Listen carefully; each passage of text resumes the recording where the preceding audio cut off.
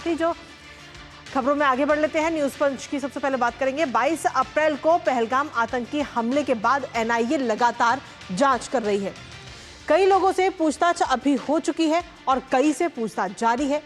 Team हमले से जुड़े हर एंगल पर जांच पड़ताल कर रही है।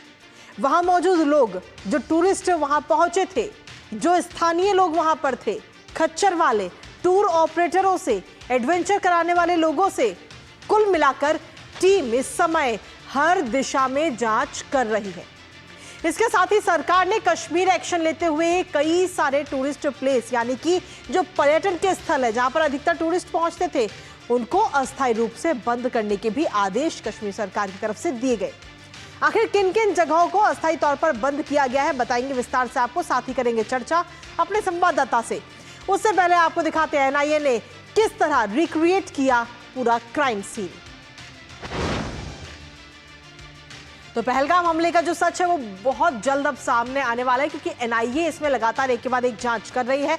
हर एंगल से ये जांच की जा रही है और इस हमले का पूरा जो क्राइम सीन है उसको रिक्रिएट भी किया गया है। आतंकियों के जो सबूत है उनको हर कोने से वहां पर इकट्ठा करने की कोशिश एनआईए कर रही है। जिस जिस जगह पर आतंकी मौजूद थे, जो जो चीज़ें बताई जा रही हैं, उनके लिहाज से एक एक जगह से चीज़ों को लिया जा रहा है, इकट्ठा किया जा रहा है। इसके साथ ही टूर ऑपरेटर जो टूर ऑपरेट कराते हैं तमाम लोगों के साथ में, उनसे भी एनआईए पूछताछ कर रही है। इसके साथ ही जिप ऑपरेटर को भी आज पूछताछ के लिए बुलाया गया है। ये वही जिप ऑपरेटर है जिसकी तस्वीर भी हमने आपको दिखाई थी, वीडियो हमने आपको दिखाई थी, जो जिप लाइन पर एक व्यक्ति को भेजने से पहले अल्लाहू अकबर का नारा लगाता हुआ नजर आया था और 3 बार ये नारा लगाया गया, जिसके बाद में गोलीबारी वहां पर चालू हुई थी। तो सीधे तौर पर अब जिप ऑपरेटर को भी बुला लिया गया है और अब उससे भी जांच होगी, पूछताछ होगी। लेकिन इसके साथ ही अगर हम देखें तो इस पूरे मामले में एनआईए इस वक्त कई सारे सवालों के जवाब तलाशने की कोशिश कर रही है। आखिर कौन कौन से वो सवाल है, एक बार उस पर भी नजर डालते हैं।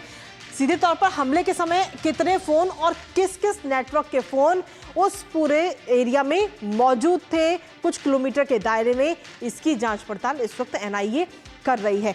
इसके साथ ही आपको बता दें कि फोन से उस दौरान कहां कहां पर बात हुई है, ये भी जांच की जा रही है। खच्चर चलाने वाले लोगों के जो पुराने संपर्क है उनको भी खंगाला जा रहा है, उनकी पूरी तलाशी ली जा रही है कि आखिर किन किन के ये संपर्क में थे। साथ ही खंगाली जा रही है लोकल लोगों की आपराधिक कुंडली, जो वहाँ के स्थानीय लोग हैं उनकी आपराधिक कुंडली क्या क्या है, किस किस में वो शामिल रहे। इन तमाम चीज़ों को लेकर हर एंगल से इस वक्त एनआईए लगातार जांच कर रही है। तमाम लोगों से पूछताछ भी लगातार जारी है और आज क्राइम सीन को रिक्रिएट भी किया गया है। लेकिन इसके साथ ही राज्य सरकार की तरफ से एक बड़ा कदम भी उठाया गया पर्यटकों की सुरक्षा के लिहाज से। क्या है वो बड़ा कदम, उस पर भी एक नजर डालते हैं। कश्मीर में अस्थायी रूप से 48 पर्यटन स्थलों को इस वक्त बंद कर दिया गया है, यानी कि यहां पर अभी फिलहाल कुछ दिनों के लिए आवाजाही जो है पर्यटकों की वो बंद रहेगी, वो वहां पर नहीं जा सकते हैं। जम्मू कश्मीर सरकार की तरफ से ये बड़ा कदम उठाया गया है। पर्यटकों की सुरक्षा को देखते हुए ये बड़ा फैसला इस वक्त लिया गया है। हालांकि अगर हम कश्मीर की बात करें तो कश्मीर में कुल 87 पर्यटन स्थल इस वक्त हैं, जिनमें से 48 को बंद कर दिया गया है। और वो 48 कौन कौन से बंद हुए वो भी आपको बता देते हैं, जिसमें से एक है सूर्य मंदिर, दूसरा है तौसी मैदान, डूड पाथरी इनमें शामिल है। इन सभी को फिलहाल कुछ दिनों के लिए अस्थायी तौर पर अभी बंद कर दिया गया है। इसके साथ ही बौद्ध मठ, कोसरनाग और बंगस वैली को भी अस्थायी रूप से इस वक्त बंद किया गया है। हालांकि इस सूची में और भी कई सारे नाम इसमें शामिल हैं, लेकिन इसके साथ ही जो टूरिस्ट प्लेस जो है वो अभी ओपन है, वहां पर भी उचित सुरक्षा इस वक्त वहां पर भेजी गई है, ताकि जो पर्यटक वहां पर पहुंच रहे हैं उनकी सुरक्षा में कोई खामी ना हो। इसके साथ ही श्रीनगर हवाई अड्डे की अगर हम बात करें तो पर्यटक वहां पर पहुंचते हो उनमें संख्या में काफी कमी इस दौरान देखने को मिली है इस हमले के बाद में। इसके साथ ही एनआईए की टीम और जो लगातार पुलिस बल है वो संदिग्ध घरों पर छापेमारी भी की जा रही है। कुल मिलाकर एक एक चीज पर नजर इस वक्त एनआईए लगातार बनाए हुए है। हर एंगल से जांच की जा रही है, हर दिशा की तरफ से जांच की जा रही है। हमारे साथ हमारे सहयोगी संवाददाता अश्विनी मिश्रा और विशाल बैरिस्टर दोनों हमारे साथ जुड़ रहे हैं, सीधा उन्हीं का रुख करेंगे। सबसे पहले अश्विनी आपके पास में आना चाहेंगे, आज क्राइम सीन को रिक्रिएट किया गया है एनआईए की तरफ से, एनआईए वहां पर पहुंची थी और एनआईए की तरफ से ये सीन रिक्रिएट किया गया, साथ ही तमाम लोगों से पूछताछ भी जारी है। हाँ कृतिका, और ये पूरी हर खंगालने पर लगी है, हर उस एंगल को, हर उस कोने को, हर उस संभावनाओं को कि जिससे इस आतंकवादी हमले के बारे में सटीक जानकारी हासिल की जा सके। जैसा कि आपने बताया कि आज जो है रिक्रिएट किया है सीन जो है एनआईए ने कि किस तरीके से इस जघन्य हमले को अंजाम दिया गया। जिप लाइन जो ऑपरेटर है उससे पूछताछ की जा रही है, उसको आज समन किया गया था, उससे पूछताछ चल रही है।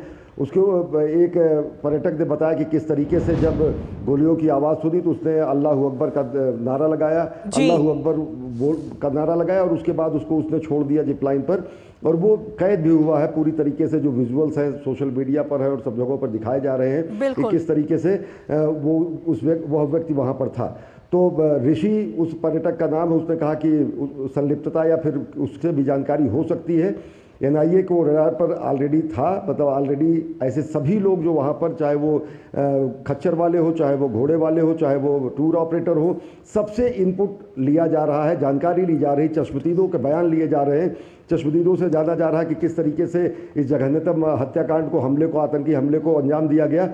और उसके अलावा महत्वपूर्ण बात यह है कि कितने फ़ोन वहाँ पर उस समय बातचीत जब हमला चल रहा था, तो क्योंकि लंबे समय तक ये हमला चला, तो कौन कौन से फ़ोन उस समय एक्टिव थे, कौन कौन से फ़ोन से कहाँ कहाँ बातचीत हो रही थी।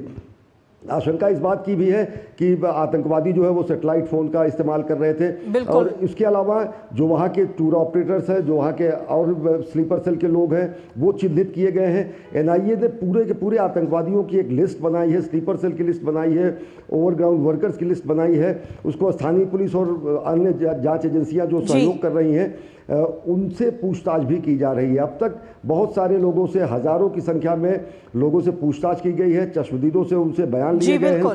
जिपलाइन जो ऑपरेटर था उससे आज पूछताछ चल रही है। तो हर एंगल से हर तथ्य को अन्वेषण करके एक निश्चित निष्कर्ष पर पहुंचने के लिए एनआईए पूरी कोशिश कर रही है। कृतिका बिल्कुल, और इस हमले से जुड़ा हुआ जो सच है वो बहुत जल्दी हम सभी के सामने भी होगा। एनआईए लगातार इस मामले में जांच कर रही है। हमारे साथ हमारे सहयोगी विशाल बैरिस्टो भी इस वक्त लगातार बने हुए। विशाल, इस आतंकी हमले के बाद में अगर हम देखें तो कश्मीर में इस वक्त राज्य सरकार की तरफ से बड़ा एक्शन लिया गया, बड़ा कदम उठाया गया और 48 जो टूरिस्ट प्लेस हैं उनको फिलहाल अस्थायी तौर पर बंद कर दिया गया है। कृतिका, बिल्कुल ठीक कहा आपने, लेकिन मैं एक क्लैरिफिकेशन देना चाहता हूं कि ये जो 48 टूरिस्ट डेस्टिनेशंस हैं ये रिमोट डेस्टिनेशंस हैं, तो इनको सिक्योरिटी की नज़र से इनको अभी बंद किया गया है, क्योंकि इन्वेस्टिगेटिंग एजेंसीज को ये खबर है कि इन डेस्टिनेशंस पर आतंकवादी छुपे हो सकते हैं या ओवरग्राउंड वर्कर्स छुपे हो सकते हैं। मैं इस वक्त हूँ डाचिगाम नेशनल पार्क पे, जो अपने हंगुल हिरन के लिए जाना चाहता है। मेरे साथ कुछ टूरिस्ट हैं जो कि कलकत्ता से आए हैं। मैं आपको ये भी बता दूं कि टूरिज्म बंद नहीं किया गया है, टूरिज्म लगातार जारी है, लेकिन सुरक्षा की दृष्टि से कुछ डेस्टिनेशंस को बंद किया गया है। क्या नाम है आपका? अभी कचारिया। अभी क्या बताइए कि अब तक आपका कैसा रहा है ट्रिप यहाँ पर? बहुत ही बढ़िया रहा है। हमें पहले से पता था कि पहलगाम बंद होगा, तो हमारा ट्रिप में थोड़ा सा इम्प्रोवाइजेशन लाया था। पहलगाम हम कैंसिल करके हम सोनमार्ग में 2 दिन एक्स्ट्रा स्टे किए थे। हम गुलमर्ग गए, 2 दिन स्टे किया, सोनमार्ग में 2 दिन, अभी श्रीनगर में कल से हूँ और 2 दिन रहेंगे। तो ओवरऑल जैसे बताया आपने कि कुछ टूरिस्ट स्पॉट जो बहुत ही इंपॉर्टेंट स्पॉट है उसको बंद किया गया। इंपॉर्टेंट नहीं, डिस्टेंट है, काफ़ी रिमोट एरियाज में। उनके साथ इनकी वाइफ भी है। मैं ये बता दूं कि डाचिगाम नेशनल पार्क में 1.5 किलोमीटर तक आप जा सकते हैं, टूरिस्ट जा सकते हैं। उसके आगे घना जंगल है, वहाँ पर जाने की मनाही है। आप यहाँ पर आए डाचिगाम में, आप यहाँ पर रेस्ट्रिक्शन लग गया है, कैसा लग रहा है आपको? आप पूरा एक्सप्लोर करना चाह रहे थे? नहीं, सिचुएशन समझ के हम लोग इधर आए हैं। इट्स नॉट लाइक दैट कि हम लोग ऐसे ही आ गए, because our flight was on 23rd और ये 22nd को जो ये हादसा हुआ है।